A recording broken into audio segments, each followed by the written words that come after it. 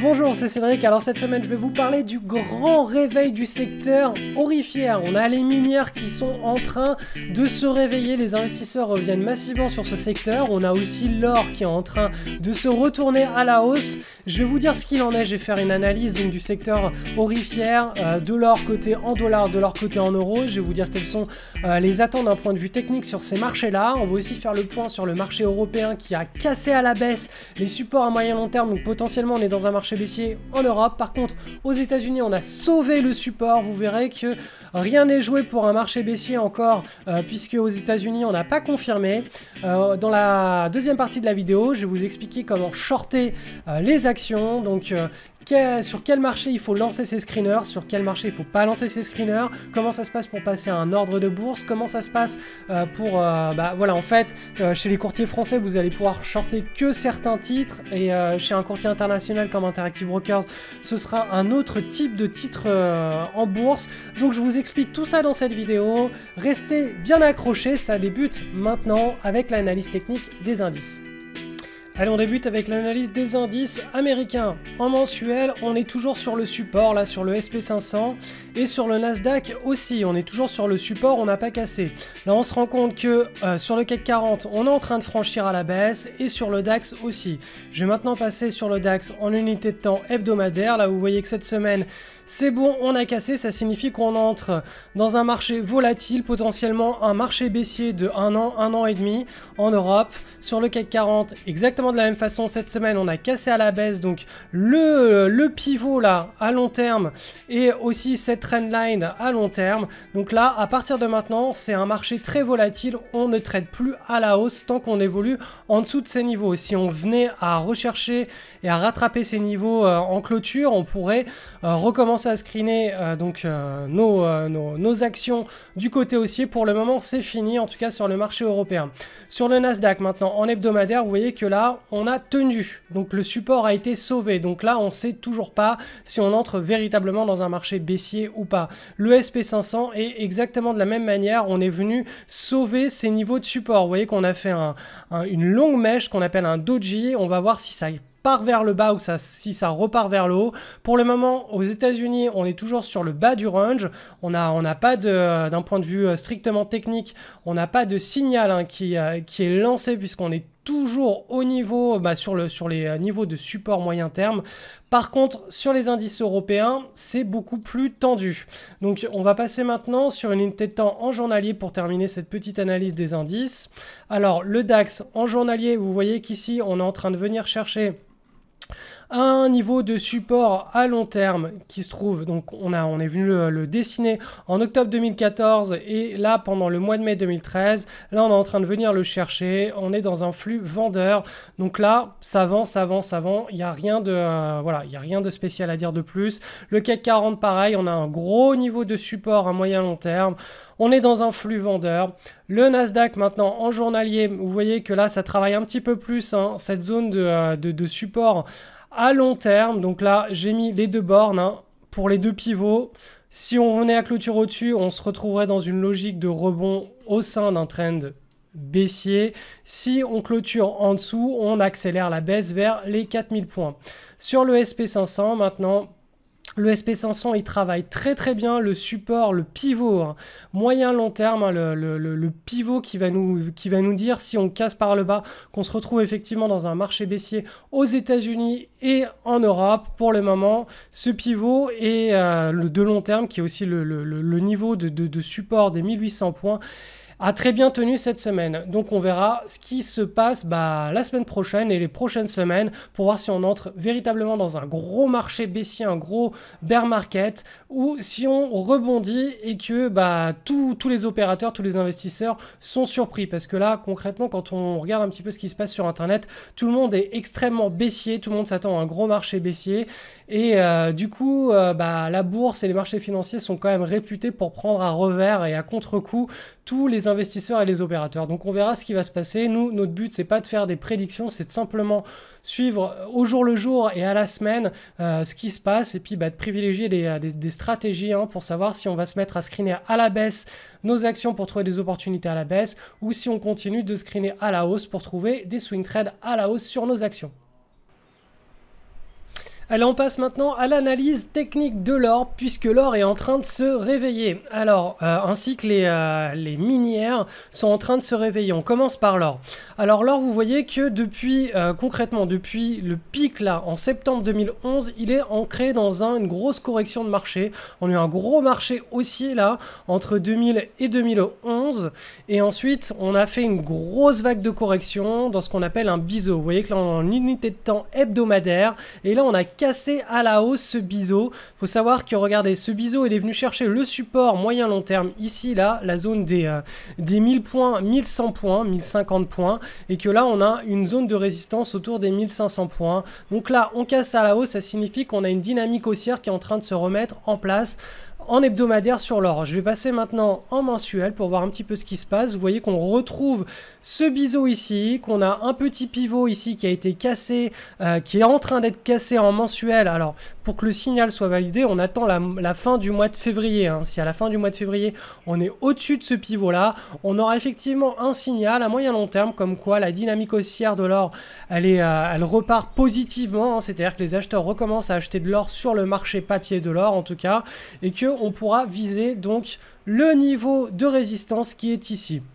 Donc ça signifie tout simplement que c'est pas parce que l'or monte qu'il y a de l'inflation, ça signifie tout simplement que l'or monte quand les opérateurs perdent confiance dans le système économique, dans les structures en place, dans les banques centrales, etc. Quand ils commencent à se dire, bon, ça craint un petit peu, on ne sait pas trop s'ils vont réussir à relancer la machine, les gens mécaniquement se mettent à acheter de l'or, et c'est ce qui s'est passé notamment après la crise de 2008 avec tous les QE.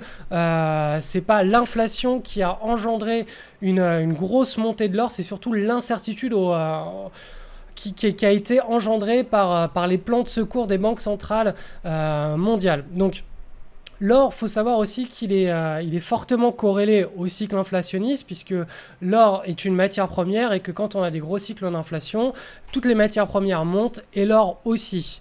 Mais l'or a véritablement deux caractéristiques, qui est de se protéger contre l'inflation et de se protéger contre l'incertitude envers le système. On va passer maintenant, donc ça c'était l'or en dollars. Je vais vous montrer un petit graphique de l'or maintenant coté en euros. Vous voyez qu'on est sur l'unité de temps mensuelle.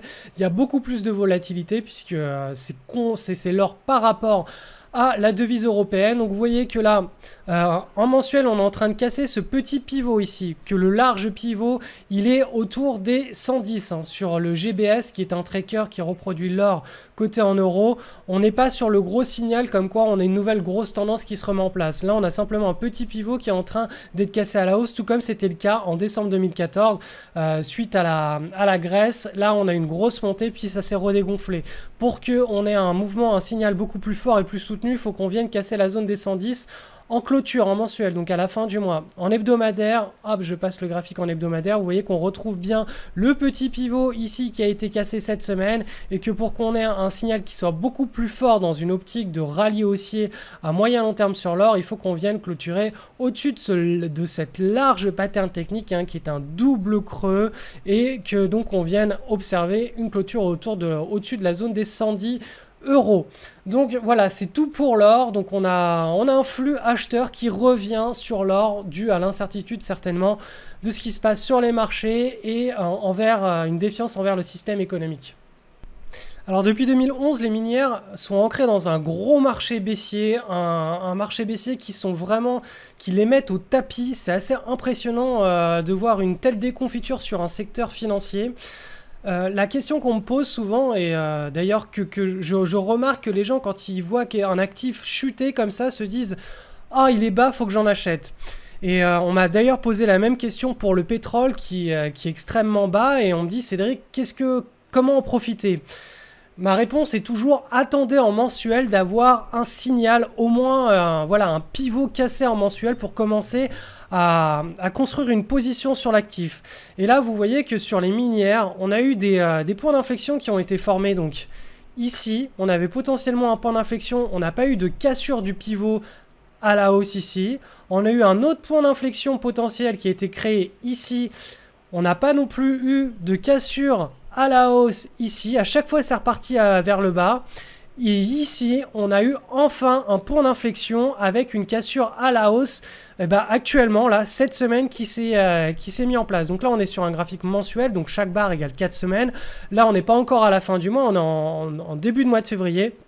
Mais l'idée derrière tout ça, c'est que vous compreniez que quand on a un actif qui chute, il peut chuter toujours encore et encore et encore et encore, et qu'il faut vraiment avoir un signal technique. C'est pour ça que ça peut être intéressant de suivre l'analyse technique sur les unités de temps très longues pour timer des positions, des prises de position en portefeuille, parce que ça nous indique vraiment quand est-ce que le flux est en train de s'inverser. Et là, actuellement, sur les minières, on a un flux qui est en train de s'inverser. Je vais passer maintenant le graphique en hebdomadaire. Alors, pour la question, ceux qui me posent la question, j'ai passé le graphique en unité de temps, enfin pas en unité de temps, mais en échelle logarithmique. Parce que si je le passe en linéaire, on n'a pas le même rendu, ça a tellement chuté qu'on ne voit pas grand-chose de ce qui se passe.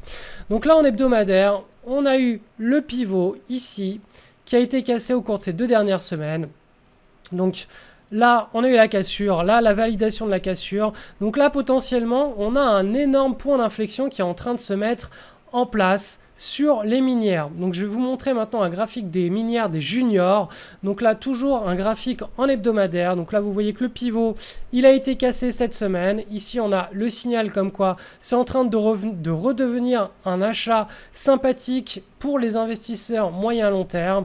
Et là, sur le graphique en mensuel, on peut mettre le pivot sur ce niveau-là.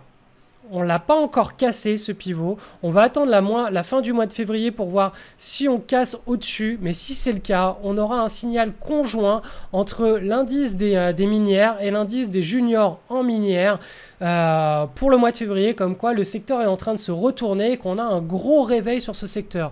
De même que sur l'or, on a des signaux qui sont en train de partir un peu dans tous les sens. Vous voyez que ce soit l'or coté en euros ou l'or coté en dollars, on a des pivots qui sont en train d'être cassés à la hausse. Donc le mois de février risque d'être très chargé pour l'or, et on verra si à la fin du mois tous ces signaux sont validés, et si oui, ça va être l'énorme réveil du secteur aurifère pour l'année 2016, et on pourra en profiter tout simplement en mettant en portefeuille pour nos stratégies de type rendement maximum si on a des configurations qui se mettent en place, ou pour des portefeuilles financiers qui sont diversifiés et qui mettent en avant des actifs qui sont en tendance tout simplement. Allez, maintenant je fais une petite analyse des actions cette semaine. Alors je voulais mettre en avant une chose. Avec cette action, là il y a eu une sortie cette semaine sur le groupe, l'action du groupe Partouche. Donc il y avait une entrée en position autour du 18-19 novembre. Ensuite, le marché s'est bien retourné à la baisse, mais l'action a continué son rallye haussier. Donc là, ce qu'il est important de comprendre, c'est que même si le marché se retourne à la baisse, vous ne sortez pas de vos positions si le trend de vos positions est toujours actif et est toujours haussier. Là, ça a été le cas pour cette action. Ça faisait partie des dernières actions que j'avais en portefeuille. Là, je suis complètement liquide. J'ai plus aucune position. J'ai 0 position haussière sur les actions du marché. Je me suis fait sortir cette semaine sur cette action en suivi de tendance. Et donc, c'était simplement pour vous faire comprendre que quand vous avez des actions qui se comportent très bien, même si le marché se retourne, vous ne sortez pas de vos actions tant que sur l'action, vous n'avez pas eu de signal de retournement.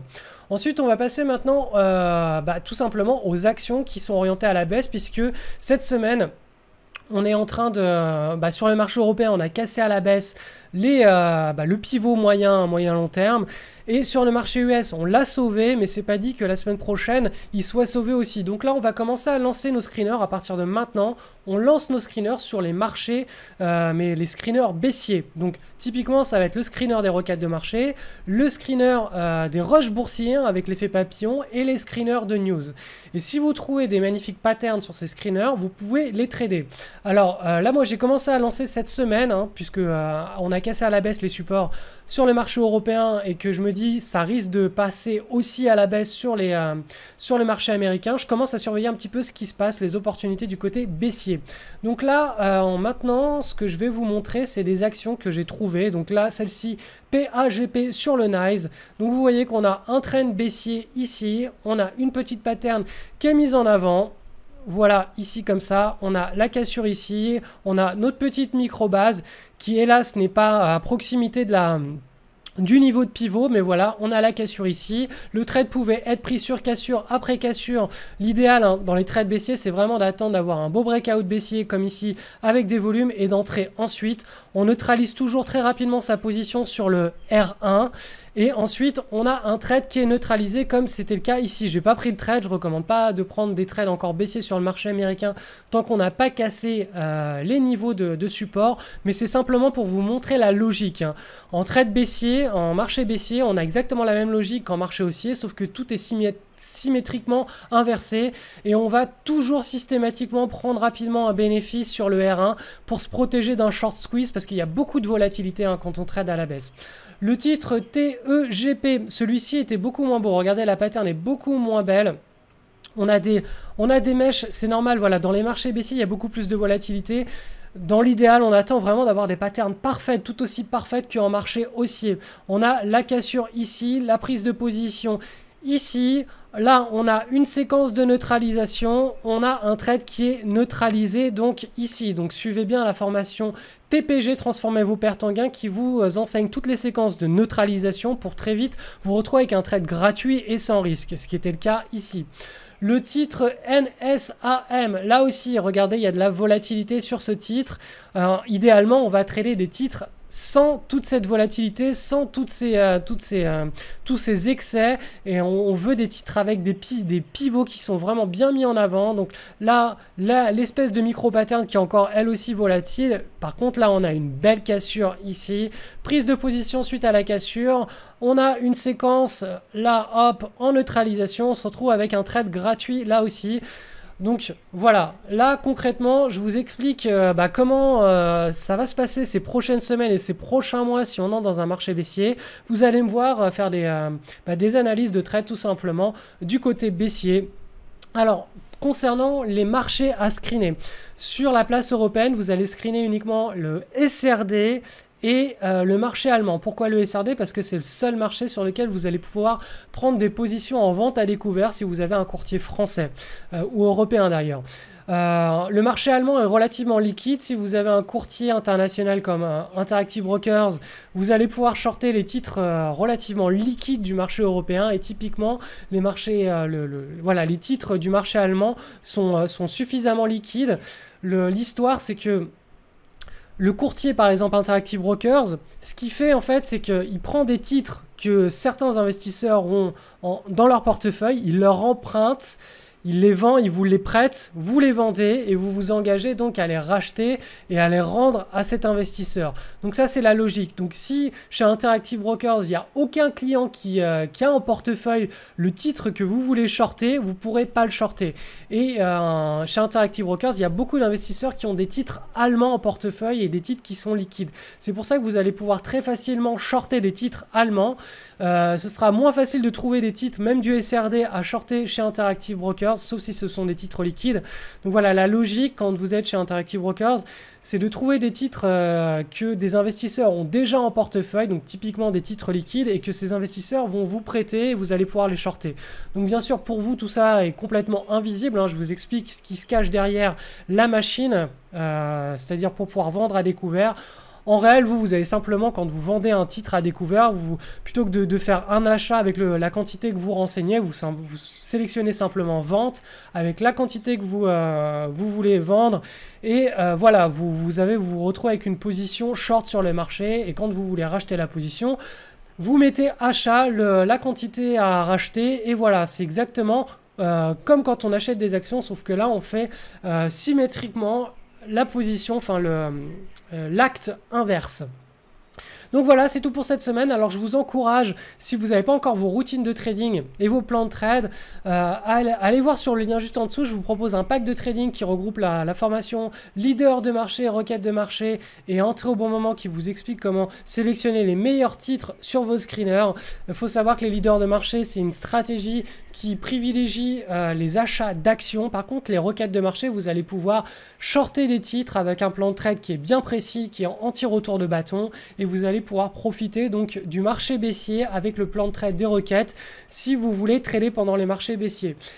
La seule chose que je dois vous avertir, c'est qu'en marché baissier, on fera beaucoup moins de plus-value, on sera beaucoup plus défensif qu'en marché haussier. Dans des marchés haussiers, il y a beaucoup moins de volatilité, c'est un trading qui est plus simple, qui est beaucoup plus cool. En marché baissier, on va rester quand même pas mal sur la défensive, on va pratiquer un money management qui sera vraiment faible, hein, qui sera sur le bas de notre échelle de risque. Et voilà, on va accompagner le mouvement de baisse des marchés. En général, un mouvement de baisse, ça dure un an et demi, et puis ensuite, on réassiste à un énorme bull market, un marché haussier qui est extrêmement fort.